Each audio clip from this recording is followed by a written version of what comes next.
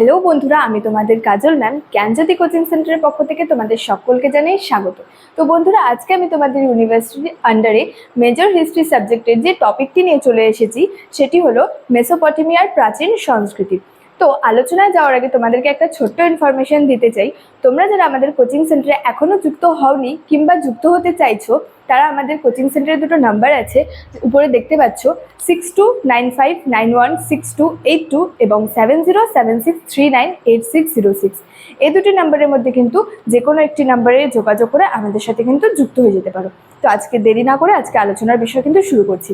তো বলেছে এখানে যে মেসোপটেমিয়ার প্রাচীন সংস্কৃতি। তো মেসোপটেমিয়ার যে সংস্কৃতি ছিল সেখানে কিন্তু তিনটি পৃথক সংস্কৃতির কিন্তু বিকাশ ঘটেছিল।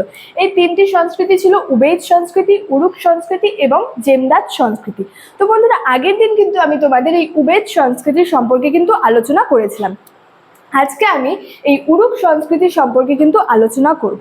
তো আলোচনা শুরু করা যাক। তো বলেছে যে উবেইদদের যে দক্ষিণ ওয়ারকা অঞ্চলের যে ইনান্না মন্দিরে কিন্তু সেখানে আত্মবিষ্কারের পর কিন্তু সেখানে যে মেসোপটেমিয়ার আদি যে সাক্ষরতা যুগের উরুক সংস্কৃতির সম্পর্কে কিন্তু সেখানে ধারণা পাওয়া গিয়েছিল বা ধারণা পাওয়া কিন্তু যায়।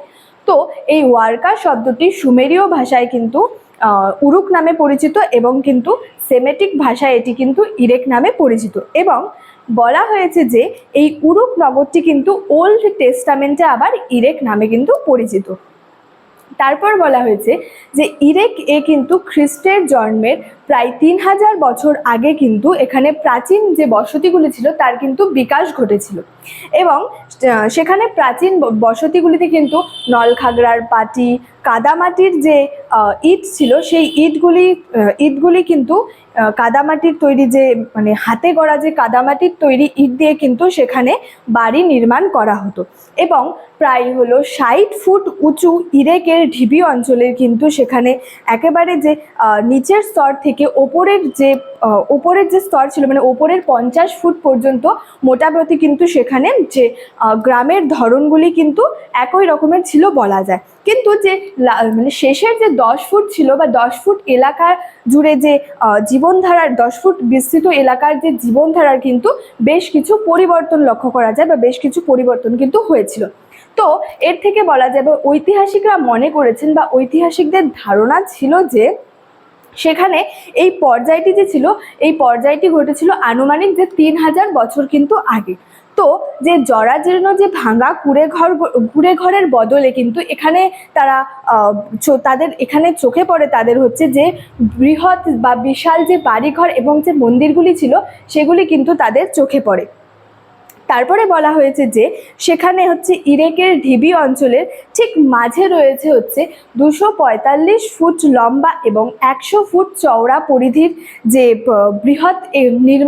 বৃহৎ একটি মন্দিরের হচ্ছে নির্মাণ কিন্তু ছিল। তারপরে বলা হয়েছে সেখানে মন্দিরের পাশেই কিন্তু ছিল যে বৃহৎ কৃত্রিম পাহাড় কিন্তু সেখানে রয়েছে বলা হয়েছে। এবং যে সিঁড়ির ধাপ সমন্বিত এই কৃত্রিম পাহাড়গুলিকে কিন্তু পরবর্তীকালে জিগুরাট বলা হয়। সিঁড়ির ধাপ সমন্বিত এই কৃত্রিম পাহাড়গুলিকে জিগুরাট বলা হয়। জিগুরাট বলতে বোঝা হচ্ছে সুমেরের যে নগরগুলিতে সেখানে কিন্তু পাহাড়ের ওপর বৃহৎ নির্মাণ থাকতো এবং এই নির্মাণগুলিতে কিন্তু দেবতাদের জন্য বা দেবদেবীর জন্য কিন্তু মন্দির তৈরি করা হতো এবং মন্দিরের ওপরে ওঠার যে সিঁড়ি সমন্বিত যে কৃত্রিম পাহাড়গুলি ছিল সেইগুলিকেই কিন্তু জিগুরাট বলা হতো। অর্থাৎ এই জিগুরাট বলতে বোঝায় বা জিগুরাট কথাটির অর্থ হলো হচ্ছে চূড়া। তো তারপরে বলা হয়েছে উরুক বা ইরেকের জিগুরাটের ওপর কিন্তু ছিল একটি ছোট মন্দির, এক ছোট মন্দির কিন্তু ছিল যার পরিধি ছিল কিন্তু 73 লম্বায় 73 ফুট এবং চওড়ায় ছিল হচ্ছে 57 ফুট 6 ইঞ্চি। তো এটা বলা হয়েছে। এবং মেসোপটেমিয়ায় কিন্তু দুটি বিখ্যাত মন্দিরের কথা বলা হয়েছে, যেমন যুদ্ধ ও প্রেমের দেবী ইনান্না এবং যে আকাশের দেবতা ছিলেন অনু। এই মেসোপটেমিয়ায় কিন্তু এই দুই বিখ্যাত মন্দির কিন্তু ছিল জিগুরাটের ওপর। তারপরে বলা হয় বা মনে করা হয় যে সুমেরের কিংবদন্তির যে বীর রাজা গিলগামেশ কিন্তু যে উরুক নগরটি কিন্তু নির্মাণ করেছিলেন।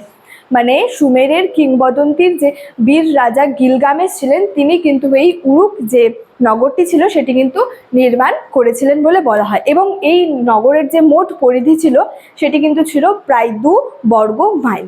এমনটা কিন্তু এটি মানে উরুক সংস্কৃতি সম্পর্কে কিন্তু একটু ধারণা।